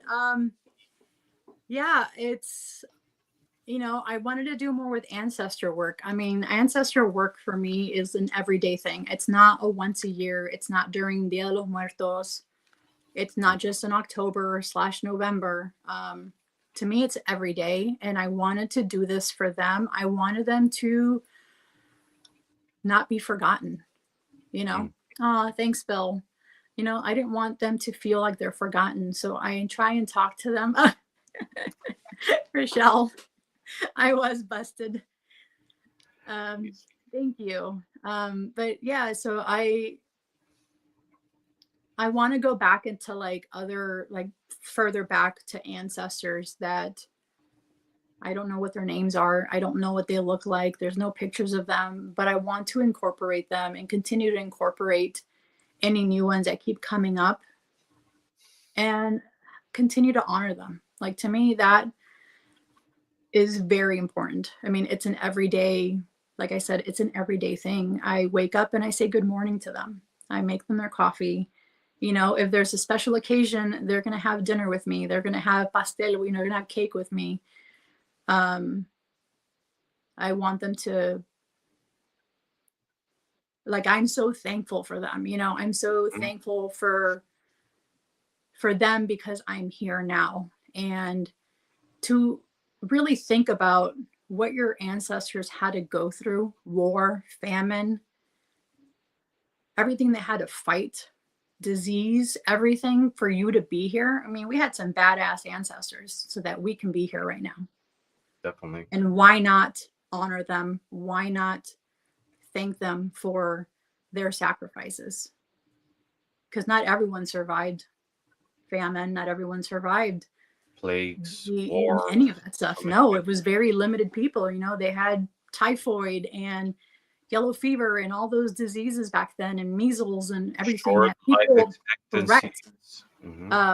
Yeah, I mean, your ancestors went through a lot for you to be here. Why not thank them? And they're always there with you. If you think about it, your DNA is a collection of all your ancestors in the past, but it's beautiful that you're actively honoring them and wanting to connect them, you know, because these are names and stories and lives that we might never know. Correct. You know, you don't know their stories. Yeah. You don't know what they went through, but why not a little play? Why not thank them for it? Even if it's sharing a meal with them, you know, something as simple as you're making a meal, or your Sunday meal. Why not set a little portion aside for them and say thank you? You know, that's just how I am. And I know they're always here with me. I feel them here all the time. I see, I smell, you know, sometimes I feel them caressing my hair. Sometimes and I know it's odd for that to happen, but it's an everyday thing. To me, it's like nothing new, nothing different anymore. It's because it's, you know, I share my life with them, and I want them to be proud of who I am. And I'm sure they are, you know, just by honoring and connecting with them, you're making them proud. You know, you're expanding that legacy, that spiritual legacy of who you are. This is a beautiful way for us to start closing the show. What are any future projects that you want to work on, you're currently work on for your channel and for the community? Wow. I just want to continuously get better. I mean, I don't think there's anything specifically that I want to work on. I mean, I have a couple projects that I want to work on, like the transmutation. It came up on one of Angie's lives over a month ago. And we tried to explain transmutation to the person in the live. And then that's when Ange is like, Celina, I know you're in the chat. Can you explain this? So I was trying to explain it as much as I could via the small ability you have on chat. And that like got my brain going. Okay, I need to redo like a transmutation, like an energy work transmutation video. But I feel like it's more advanced work, and you need to know the basics of protection, of grounding. Like you need to know those basics before you can start doing transmutation, before you can start doing any of that higher work. And I don't want to like get ahead of myself, because thinking, oh, everybody already knows how to do protection and grounding, but people don't. And you don't want to like get ahead of their abilities and have them skip all these steps before so I mean, I kind of want to do it like as a teaching class as well. I know Yadira and I'm always like bouncing off ideas with her, but for like my future, when my husband and I eventually moved to New Mexico, I've actually seen myself on the property and have like a barn-like shed next to my house, like a huge one. And I want to be teaching classes there on the basics and then more advanced stuff. Like I've seen myself as a crone with gray hair and teaching a class, teaching classes for anybody who wants to learn the craft. But I feel like I want it to be like a teaching. But I started YouTube because for me, it was to keep me it was like a virtual grimoire of my work to keep me actively practicing. If I didn't have YouTube, I wouldn't be doing a lot more of my rituals that I'm doing on there, like my healing ritual for my dog. I wouldn't have been showing other people how to do the same thing, how to do not magic, how to do the healing spells, like any of that stuff, protection spells. Yep. You're Virgo? Well, I'm a Libra and Western, but I'm a Virgo and True Sidereal, and I definitely relate better to True Sidereal thanks to Rochelle, because when she was going through my chart, she's like, you have like 7 things that are Virgo on here. Who the heck has 7 things on here? You're all like left-handed, heavy, 12th house, all Virgo. Are you left-handed? Are you left-handed? Not like left-handed but left-handed in the chart.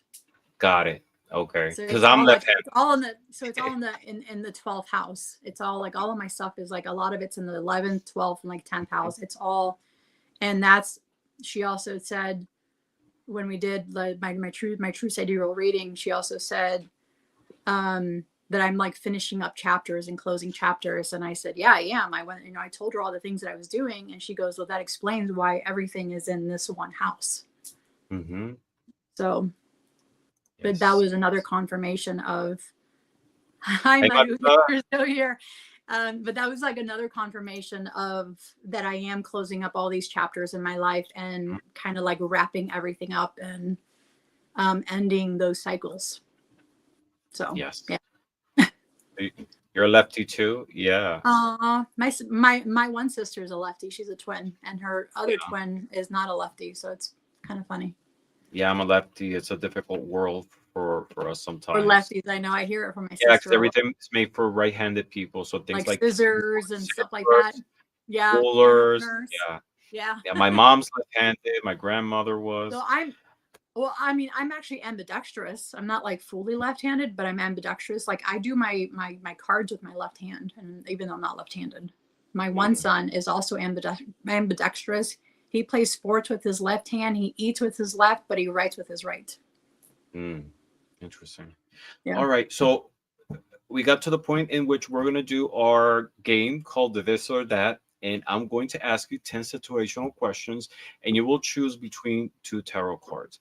What's different is I have a lot of new questions. I left a few of the classic ones from last time. Yeah. Yeah, but most of them are new. So are we ready? Yes. Okay.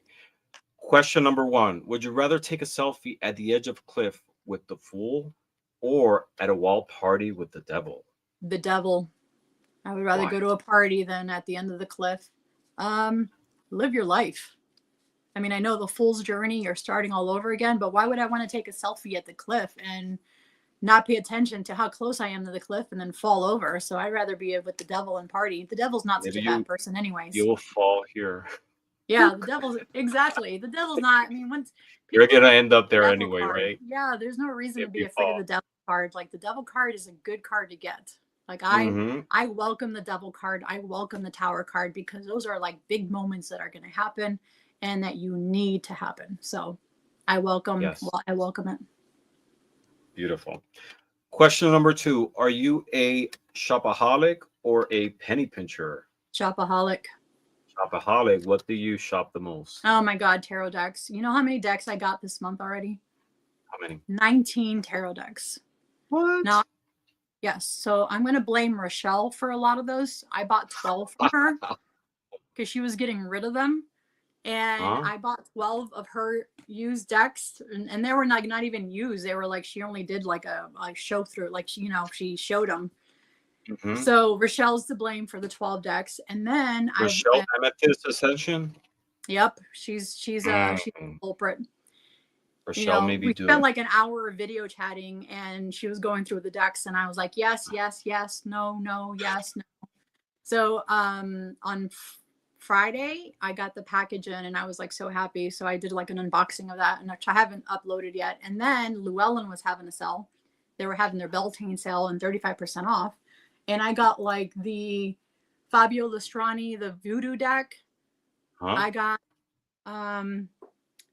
a Oracle of Delphi. I got the tarot of the oak underneath some like the tree. And then I got some like compendium or whatever of witches.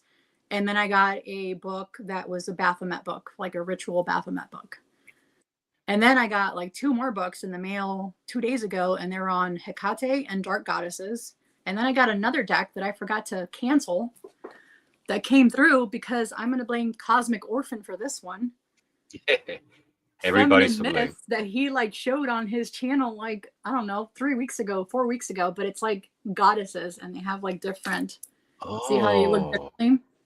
Yeah. So I have this deck that I like, I was like, oh, I like it, but I don't know if I need it. I should have canceled it, but then I didn't cancel it. So now I have this deck here that I need that deck. Okay, well, I'll just mail it to you. I'll just Thank mail you. it to you because I'm not going to use it. And I'm not going to say no.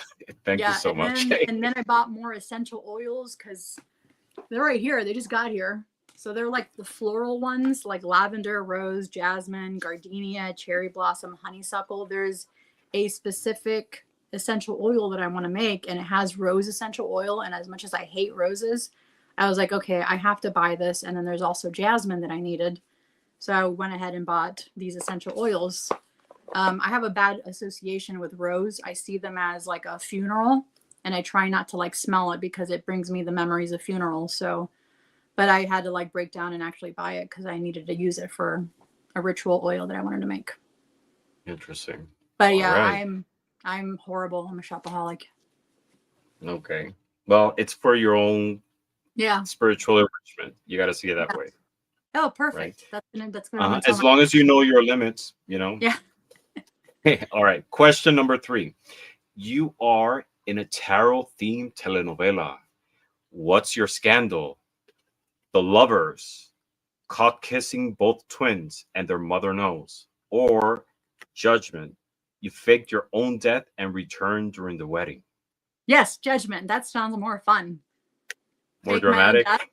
Yeah, fake my own death and come back during the wedding. Like that's a lot of the Mexican telenovelas that are like that. You know, they pretend to die or they get like disfigured in some way, and then they miraculously get better. Come back beautiful, bad. Yeah.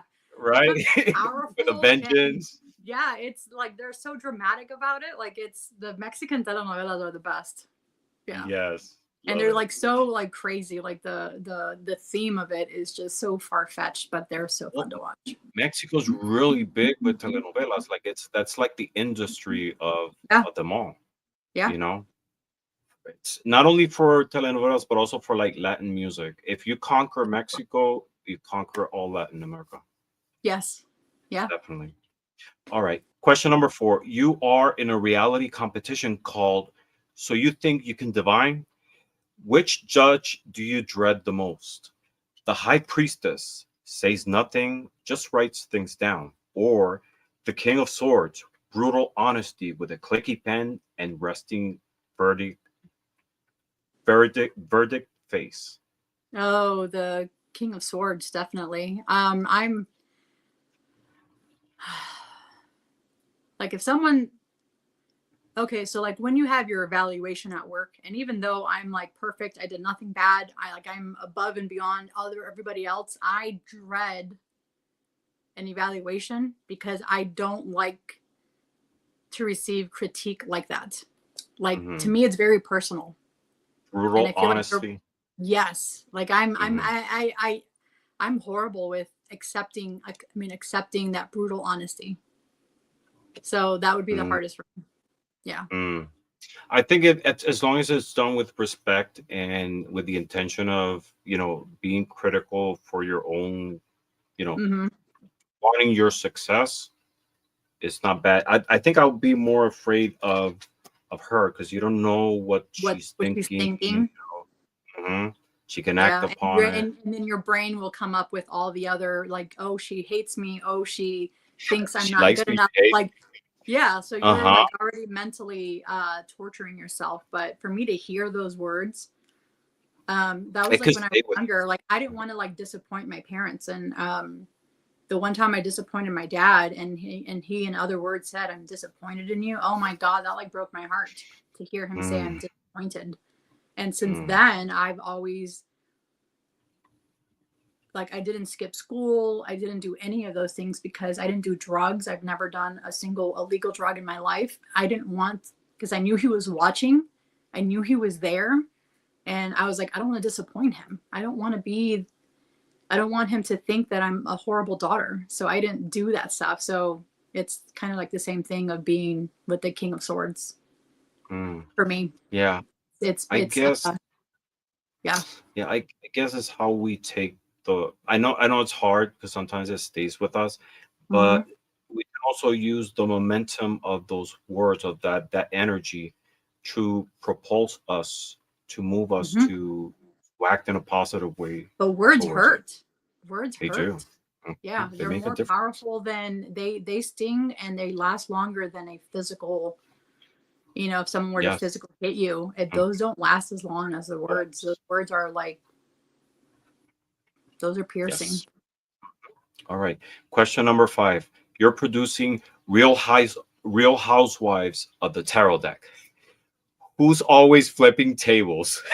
The 5 of Wands yelling, "I'm not dramatic, I'm passionate." Or the Queen of Swords, cold, reads everyone's trauma at brunch. Ooh. I'm going to say the loud 5 of Wands. Yeah. The 5 of Wands. It's, even though like the Queen, she's not going to be yelling like that. I think it's the yellers that get more attention and make the most like drama. So I'm going to go with, I'm going to go with the 5. I agree. I agree too. All right. Question number 6. You've been cast in RuPaul's Tarot Race. Yes. Which card is your runway inspiration? The Star, celestial, sheer, and glowing from within. Or the Devil, horns, latex, and zero apologies. Oh, that's a good one. So my husband worked for the television industry. He actually put RuPaul's Drag Race on the show in Los Angeles. Oh, really? Yeah. So I have his lanyard that has like all the RuPaul contestants on it and his picture on the other side. So I just wanted to put that out there because I was like, you were doing RuPaul and he tried to get me on the stage, but it was very like, it was a 3-day long thing because they have to record the last 3 people as winners, but you don't know who the really winner is, like to get their reaction. But okay, let me get back to this. I'm gonna go with the Star. I like the see-throughy, flowy, the celestial. I would go with that over the Devil latex. I can't do the latex stuff. I don't want to be sweating underneath it. That's gross. The airy, ethereal vibe of it. Yeah, I don't want to be like sweaty and sticky underneath that leather. That's just nasty. All right. That was awesome. Okay. Yeah. Question number 7. You're cast as the lead in Tarot, the musical. Which act is your showstopper? The Hangman, aerial, solo with dramatic lighting and whispered philosophically, or the Wheel of Fortune, rotating stage, backup dancers in zodiac masks. No one knows the ending. Oh, I'm gonna go with the Wheel of Fortune. That sounds like fun. I mean, I wouldn't be able to do either one of those, but I think the Wheel of Fortune to me is a lot more fun. It's the turning stage and the dancers and the mask. That way they can see how bad you are as a dancer. Yeah. They don't know who it is. Have you ever been on a show, like at school, in a play or something? Do you have acting abilities? Nope, para nada. No? Really? Nope. All right. I'm sure you do. You just need to like manifest and act upon it. Yeah. Question number 8. You are a fashion critic at a Tarot Awards gala. Who shows up in a chaotic outfit and still makes the best dressed list? The Devil, no pants, 3 necklaces, and the press is obsessed. Or the Star, body glitter, no regrets, and a veil made of mist. I mean, everyone's going to talk more about the devil and what they were not wearing. So I think it kind of reminds me of like the Met Gala, because they come up with some really like crazy outfits. Like that just happened. So they come up with some really crazy stuff, and I'm going to go with the devil for that. The devil. Because they're always they're always going to get the attention. They're always, oh, did you see blah, blah, blah, and what they were wearing? If someone looks really beautiful, yeah, that's fine. They get like one day attention, but all those other ones that were like that crazy, they are like the continuously ones, the unique, the ones that are like out of the box.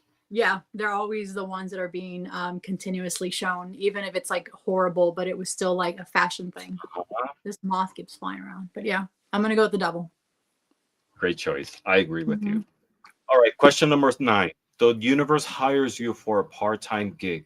Which would you choose? Babysitting or zookeeper? Zookeeper, hands down. Why? I can tolerate my kids. I can't tolerate other people's kids. It's not the same thing. Nope, it's not the same. I'd rather manage a zoo any day. But the kids, screw that. I can't stand crying kids. Like it like makes my blood boil. I don't know. I just can't. You know, thank God there's people out there that can do it and that take care of kids. I can't. I have zero tolerance for kids. Oh, she says we did our time. Yeah, exactly, Rochelle. We did. I raised my 3 kids. I'm not raising anybody else's kids. I'd rather take care of animals all day, every day. Animals give you unconditional love. Yeah. Do you have a favorite animal you identify with? Yes, the fox. I've actually seen the fox in my dreams, like a blue gold, like a blue iridescent glowing fox. Frogs? So, a fox. A fox. Saying a fox. What does it represent for you spiritually? What do you see in the fox that you identify with? Or their cunning ways. They're really smart. They're, you know, how they maneuver quickly in and out of situations, and they're very just quick-witted. I don't know. They're just, to me, they're smart. They're smart animals. Yeah. I live close to a big park, and I saw the other day coming from work a red fox in the neighborhood. Ooh, so pretty. I mean, I've seen them here on our property. I see them all the time. Yeah. Yeah. And I leave them fruits and things. Yep. Yeah, me too. Yeah, I love feeding the squirrels, the birds. I love feeding animals. We do that every day. Yeah. I mean, I just took up apples for the deer that come in our property all the time. So if we have like a little area for them specifically away from the bird feed. And I took up apples and I took up lettuce. And then in the wintertime, we put like a salt lick for them. That's awesome. All right. Yeah. Question number 10. Who really missed the mark? Fashion advice from the Lovers or survival skills from the 10 of Swords? I'm going to go with the 10 of Swords. I mean, they're like on, they haven't, I mean, they'll eventually survive it. But right now at that moment, they're not surviving anything. They're just, horrible. That's like, I mean, I hate getting the swords cards. I like the swords anyways. That's like my least favorite suit because it's so harsh. Why? It's so harsh. It's so harsh for me. It's like getting that critique, you know, that I just talked about. Getting that critique is so hard for me. And I feel like the swords is very much like, this is what you need to work on, Celina. And it's very hard for me. It's hard for me to hear that, I think. Because I'm such a perfectionist that to have someone tell me I need to work on something and I'm like, excuse me? Like I'm a perfectionist. Like, how is it that I need to work on this when I work so hard to make it this good?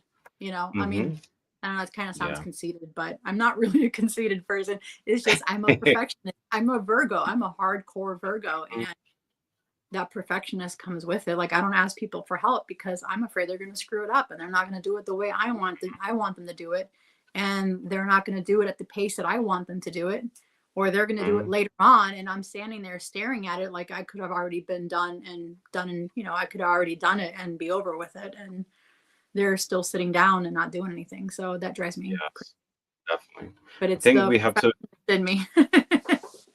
it's all us embracing that, you know, in our imperfection is where we find the perfection of who we are, the uniqueness and the beauty of who we are, because that's what makes us grow. You know, it challenges us and makes us go forward. So, Celina, it was awesome chatting with you today. Almost 2 hours. Oh my God. I can't believe that. Yeah. And there's still a lot of people here. It's like 29 people watching. Thanks to everybody for sticking around and listening to us chat. To know about you. You're a fascinating character. You're a fascinating person.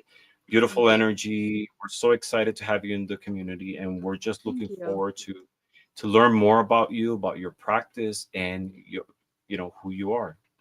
We know, I know you have so much to give, and you know, I just can't wait to see it all. Yeah, I'm excited for, you know, it's been such a wonderful community that's been, thank you, Jess. It's been such a very inviting, you know, and I was really afraid of that. And I didn't ever in a million years expect to become friends with these people that I meet online. You know, you don't really, I just saw it as I'm just going to come on and do my stuff, and then that's it. But then you develop these relationships with these people and these bonds with these people and this commonality. And you know, you talk to them every single day, you know, and people you've never met in person, but you talk to them every single day, and they know your life and they know who you are, and you develop these friendships and this kinship with them. So it's something that I never would have expected that I would have done starting YouTube, but I'm very thankful that I have. And I'm so grateful for the opportunity of people like, you know, having me you know, her and I talk every single day. So even her, like her spouse is like, oh, tell her I said hello, because he knows that her and I are talking. But you know, I've never would have expected this, and I'm extremely grateful for the opportunity that people have given me, like Heather putting me on her channel, and Bobby, and then now you. And you know, it's been such a wonderful experience, and I feel like that alone has helped me grow in like the, you know, since I started at the like December 28th or something like that. So I think those parts have really helped me, and continue to, like, I'm just continuously growing because of that. So I'm very thankful. Yes, and we're looking forward to everything that you have to do. Thank you very much for joining the community. Thank you for what you do, for sharing your beautiful energy, your knowledge, and you know, it only makes our community stronger. And every voice adds so much to it. We always doesn't matter. I tell everybody, you know, set up a channel. You know, sometimes you might be wondering, I have nothing new to add. Definitely your energy, your voice adds so much, and we always totally get something new and something fresh and something inspiring from everyone.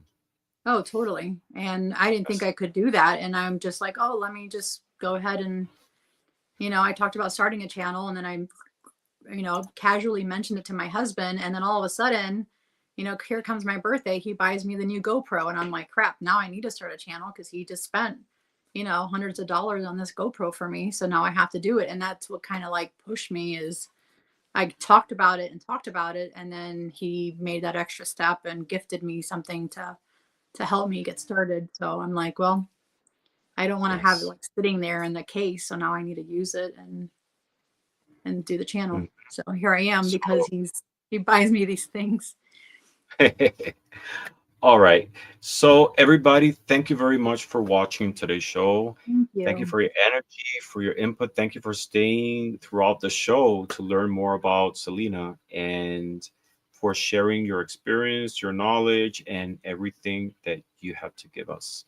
And Rochelle, I have to have you here on the show one day. I'm so looking forward to it. I'm going to contact you for that. You and so many beautiful people. There's so many people I want to talk to, and you know, I guess we'll do it one soul at a time. You know, Rochelle has a lot. She has a lot to offer and a lot to Like I love her. I love her energy. Yeah. Yes, definitely. All right, everybody. I'll let you go. Have a good night. And as always, blessings to all. Love you all. Bye. Thanks, guys. Bye.